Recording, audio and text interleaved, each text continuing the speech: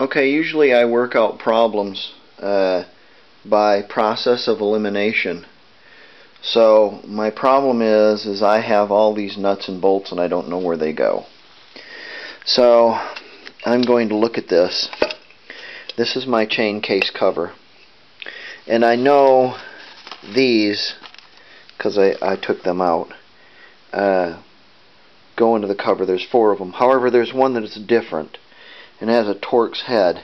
And I remember that because you couldn't get to it, it goes to the bottom on that edge because it's tucked way up in there in the corner and you can't get to it. So you can put a Torx on it and get to it. My other bolt that I had is the adjustment bolt for the tensioner. And you have your tensioner here. The tensioner has no washers on it, so it just kind of floats in there, and it fits into, or it fits up against this port right here.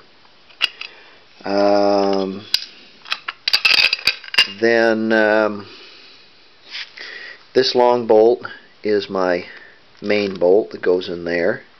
Actually, it goes the other way, so we use that. These 2 bolts right here hold some kind of bracket on, and I believe it's the reverse cable bracket. And then this bolt is the cover for, or the bolt cover for your reverse primary gear.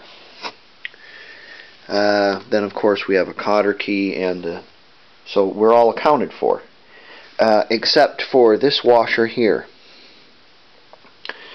I'm looking at this washer and I don't know where it goes, but I noticed it has rust on it. Therefore it's not a spacer that went inside the chain case. This is probably, they put a washer underneath this to hold the strap on that holds the expansion chamber muffler. I'm betting that's where that goes. So we're all counted for in all our nuts and bolts in our chain case.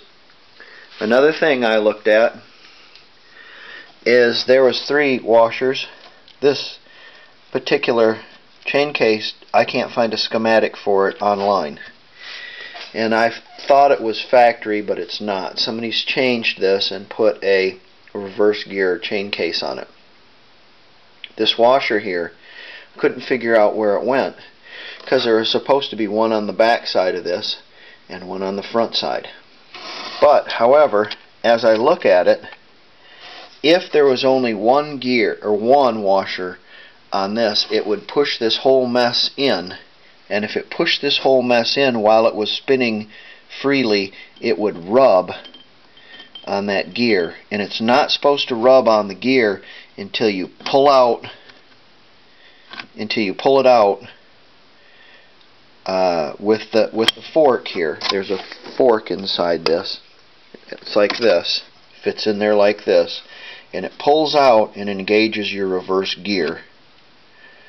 Yeah, that swings out of there, but it has to freewheel while it's in normal service. If we only had one washer behind this, it wouldn't freewheel, it'd rub on this gear. So therefore there has to be 2 gears or 2 washers on there to give it the correct clearance so it will freewheel.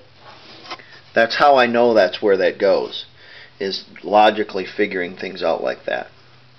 When you put things together like this, you want to look at the track of the chain, and you want to see that it's on all the gears and it's not sideways or bent or some kind of something or other crazy like that. It should work just fine. Should be alright. We should be able to figure that all out. Okay, let me get this together and we'll fill it up with some oil.